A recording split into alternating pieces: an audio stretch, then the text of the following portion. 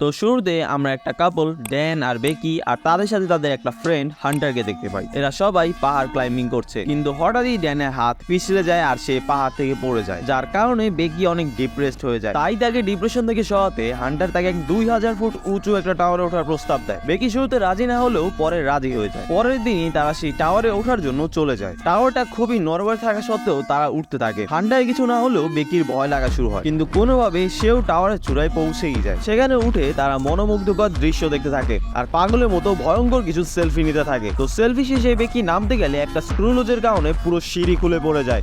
বেকি একটুর জন্য বেঁচে যায়, কিন্তু তাদের ব্যাগটা যেটা পানি আর ড্রোন ছিল সেটা নিচে প্ল্যাটফর্মে পড়ে যায়। এখন হান্টার আর বেকি 2000 ফুট উপরে একটা টাওয়ারে আটকে গেছে, যেখান থেকে নামার কোনো জায়গা নেই। এখানে নেটওয়ার্ক না থাকায় তারা সাহায্য চাইতে পারছে না। তাই হান্টার তার ফোন জুতোতে ভরে নিচে ফেলে দেয়। নিচে গিয়ে যেন ফোনটা নেটওয়ার্ক ক্যাচ করে এবং সাহায্য চাওয়ার সেই পোস্টটি আপলোড হতে পারে, কিন্তু এতেও কোনো লাভ হয়নি। কিছুক্ষণ পরে তারা একটি লোককে দেখতে পায়। তার নজর টাওয়ারের দিকে আনার জন্য বেকি তার জুতো দুটি নিচে ফেলে দেয়, কিন্তু এতেও কোনো কাজ হয় না। উল্টা সেই লোকটা রাতে হান্টার আর বেকির গাড়ি চুরি করে নিয়ে যায়। পরের দিন সকালে হান্টার সিদ্ধান্ত নেয় যে সে নিচে থাকা প্ল্যাটফর্ম থেকে ব্যাগটি উদ্ধার করবে। সে তাদের কাছে থাকা তুলনামূলক ছোট দড়ি দিয়ে নিচে নামার চেষ্টা করে আর কোনোভাবে সে ব্যাগটি নিয়ে দড়িতে ঝুলে যায়। বেকি উপরে থেকে সেই দড়ি টানতে থাকে, কিন্তু হঠাৎই তার হাত ছুটে যায়। বেকি ভয় ভয় নিচে তাকায়, কিন্তু সে দেখে না হান্টার ঠিক আছে। কিন্তু এই অ্যাক্সিডেন্টের কারণে হান্টারের হাত ক্ষত হয়ে যায়।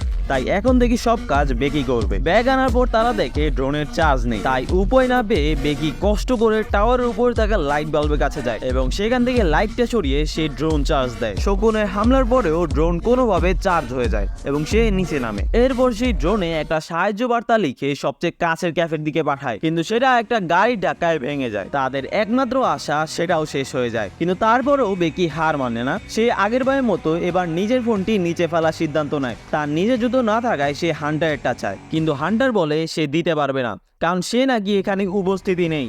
সে নাকি সেই ব্যাগ আনতে গিয়েই মারা গেছে। হান্টার তার লাশ দেখায় যেটা নিচের প্ল্যাটফর্মে পড়ে আছে। বেকি মানসিকভাবে ভেঙে পড়ার কারণে নাকি সে নিজের মতো করে মাথায় হান্টারকে বানিয়েছে, যেন সে একা ফিল না করে। এইসব দেখার পরে বেকি একদমই ভেঙে পড়ে আর একদম একা হয়ে যায়। এরপর বেকি এখান থেকে কিভাবে ফিরে আসে সেটা জানতে এখানে ক্লিক করো, আর এরকম এক্সপ্লেনেশন রেগুলার পাওয়ার জন্য চ্যানেলকে সাবস্ক্রাইব করো।